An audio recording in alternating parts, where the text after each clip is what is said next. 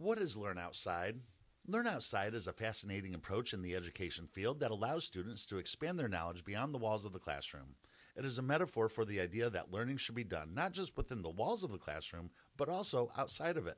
It encourages both literal and metaphorical educational attributes, such as outdoor activities, field trips, and hands on experiences and project based learning. This experiential approach encourages students to explore their environment and to use it to help them understand their world better. This approach helps student agency and the gaining of a deeper understanding that they can apply in a relevant real world situation.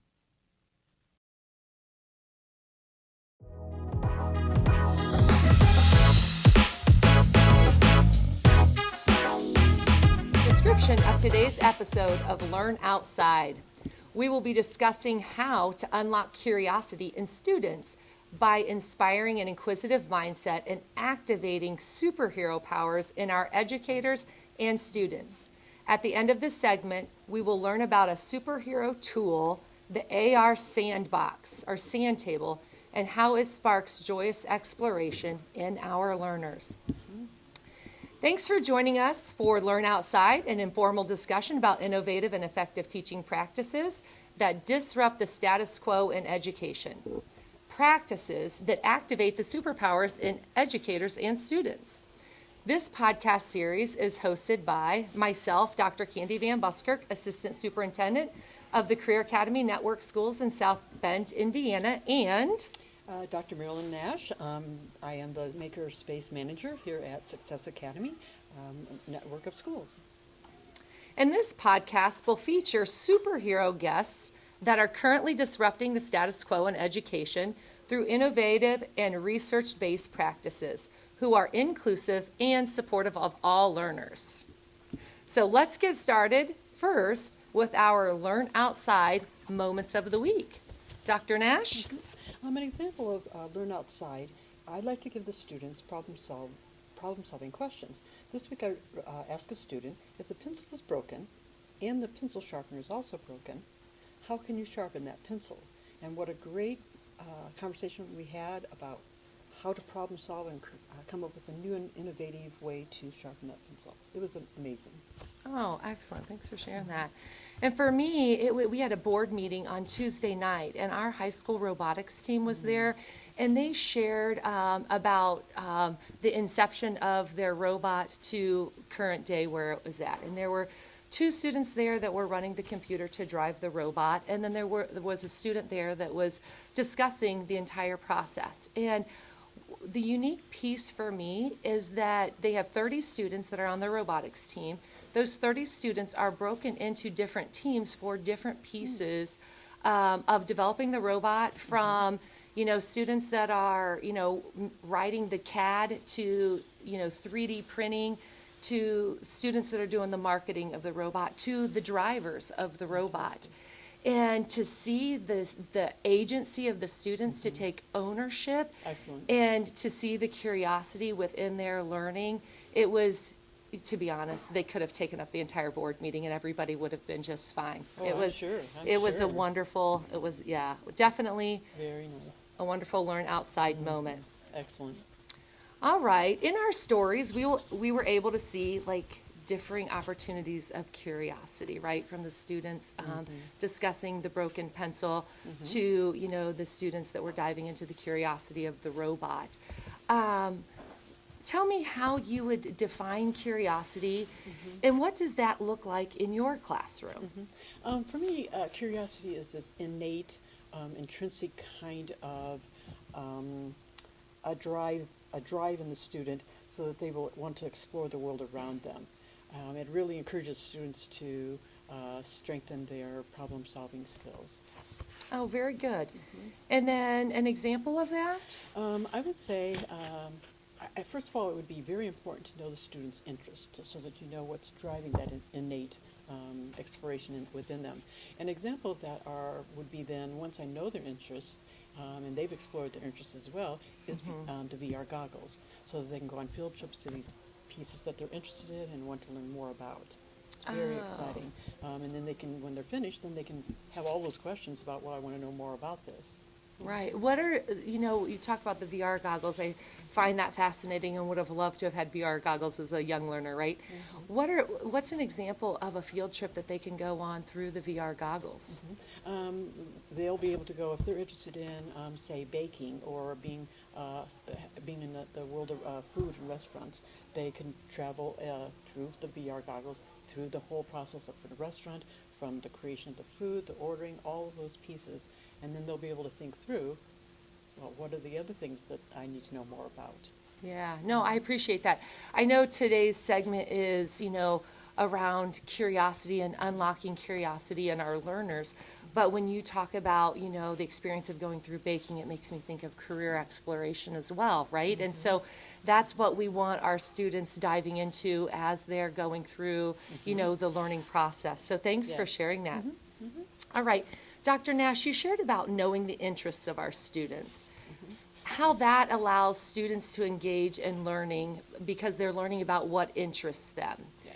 This too fosters that student agency, right? Because we're learning about something that we're interested in and we're choosing to dive deeper in that learning. Right. So students are starting to take ownership of their learning. I know I was recently doing some research around curiosity, and I was reading some research done by Todd Kashdan, and he's done a lot of research around curiosity.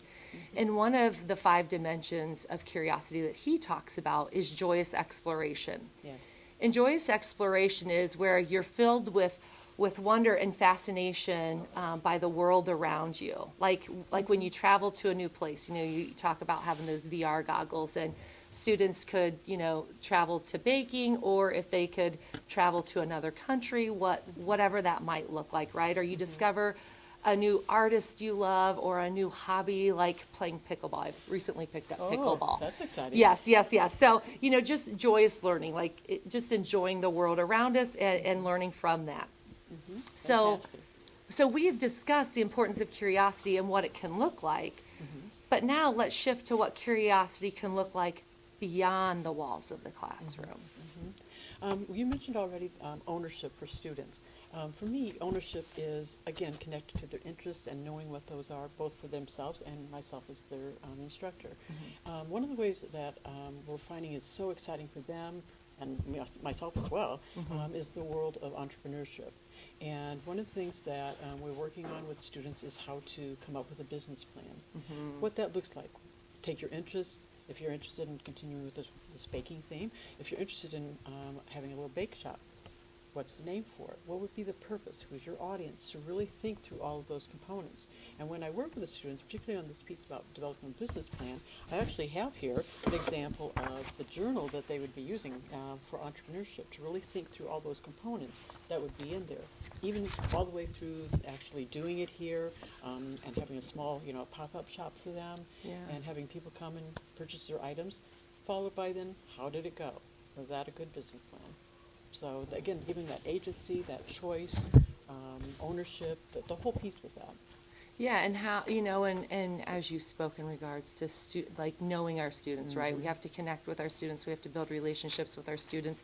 And then we know them so we understand what their interests are, right? Absolutely. And so then we're able to then, activate those superpowers. Excellent. Right? That's Because right. everybody, we all have a superpower within us, but we have to get that activated. Right. And so, and we have to encourage that. And it sounds like through knowing your students and knowing their interests, this entrepreneurship, with students that, show an interest in that area, you're really activating those superpowers. Exactly. Right. Yeah.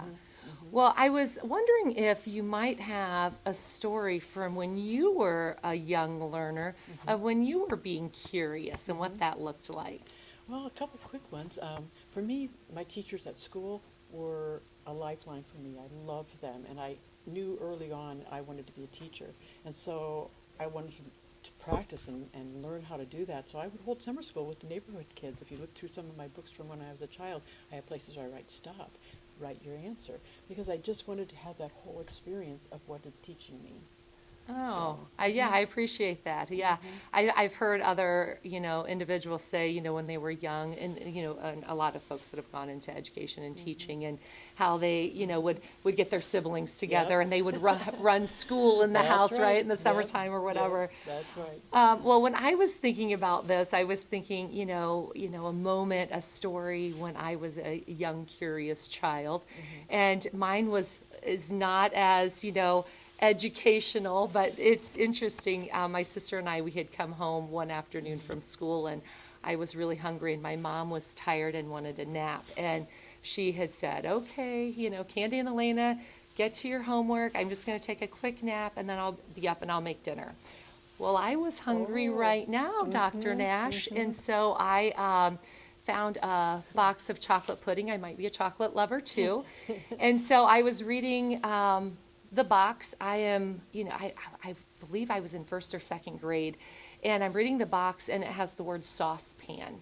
I can read the word saucepan, but I'm not quite sure what a saucepan is. And I remember watching my mom make things in the kitchen, and she would use a mixing bowl. Like, I knew what a mixing bowl was. So I got out a glass mixing bowl.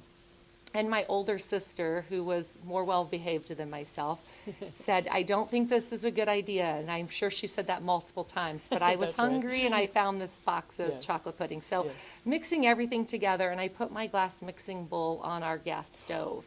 Oh, Yes, yes, I'm mixing. I get everything mixed up. I turn the heat on, and it says to let it boil. It's like let it heat till it boils. So I'm going to follow my mom's directions now, so I'm going to go over to the table and work on my homework.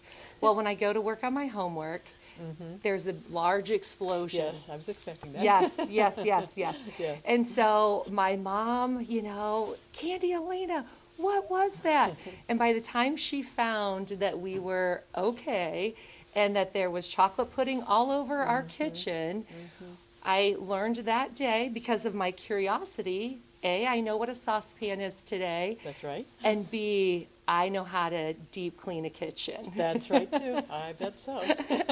So that's my curious learning story. Oh, that's a great story. Yes. But moving on from there, it's so important that we are we're engaging and we know our learners, right? But Absolutely. we talk about beyond the walls of the classroom. Metaphorically, we can learn beyond the walls of the classroom within the classroom. But what does that look like physically beyond the walls of the classroom? And so something that I really just wanted to bring up was partnerships in the community. Yes, very much so. And the value in that. And we are very, very fortunate to have a partnership with the Boys and Girls Club. Yes. I mean, we're in partnership with many businesses, Correct. but our partnership with the Boys and Girls Club is really depth and embedded. And we'll have another segment where we will talk about our K-5 elementary that we're opening in August in partnership with the Boys and Girls Club. But the opportunities, having those partnerships allows for our students to really grow and, have joyous exploration beyond our walls. Absolutely. And what those deep dives look like, we're very fortunate. And it's just something that I would encourage, other educators and other leaders to take a look at, because of the impact that it's had on our students and on our educators and on our leaders. Yes. Those connections are important. Yeah. Well, now, Dr. Nash, we've talked about, the importance of curiosity, how we can unlock that within our learners, how it was kind of unlocked within us, right? And then we have really, looked at what curiosity can look beyond the walls of the classroom. Now, I would really like, as we're sitting here in your maker space, for you to take us over to your AR, augmented reality, sand table, as to show an example of how we can develop curiosity within our walls, but beyond our walls of the classroom. Oh, absolutely. I'd love to. All right, Dr. Nash, we're here with your AR sand table. Can you share with us and talk us through what exactly an AR sand table is and how this sparks curiosity in your learners? Most certainly. This sand table uses computer-generated images and all the sensors, and we'll project those images here then on the sand table so that we can take students all around the world to all kinds of different environments and settings. Let me show you one. Right now we are in oceanography, and this one is very exciting. And you'll see in a moment here, and in fact I invite you to move the sand around and see if you can create some water. Ooh, I'm going to do that. All right, are you able to see here? If you dig down, you can go ahead and start seeing water form. Oh, yeah, there's the water. It's coming in. And as you form these water areas in the Oceans app, you'll see soon that there are little fish in there. There are the little sand crabs are showing up. Yeah, you can see the sand Yes. crabs. Uh-huh. Are you able to see the sand crabs and the fish? Isn't that exciting? Oh, I love this. And so all kinds of questions can then develop for the students about what kind of sea life there is, what kind of ocean life there is, what do they need in their habitat to survive and to grow and thrive. It really takes the students totally by surprise when they're working in this particular app, because animals start showing up. It's very exciting for them to see these different things and ask questions about, again, the environment and all of those things and what the climate's like and so on. Oh, wonderful.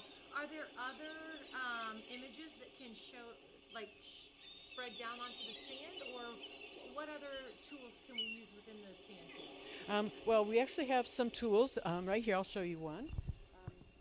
We have the shovels and things like that and the rakes so that the students can then dig and so on and create their own landscape, because the different landscapes will then have an impact on what is here in the environment. Because we just have one water area here. You can have a whole other water area over on the other side. You can create rivers and so on, and you can make half the table of the ocean and so on.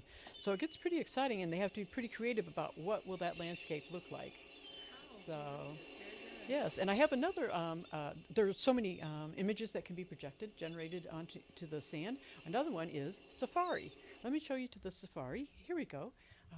You can see now we have a whole different environment and landscape, and as you can see, soon animals and plant life will start showing up.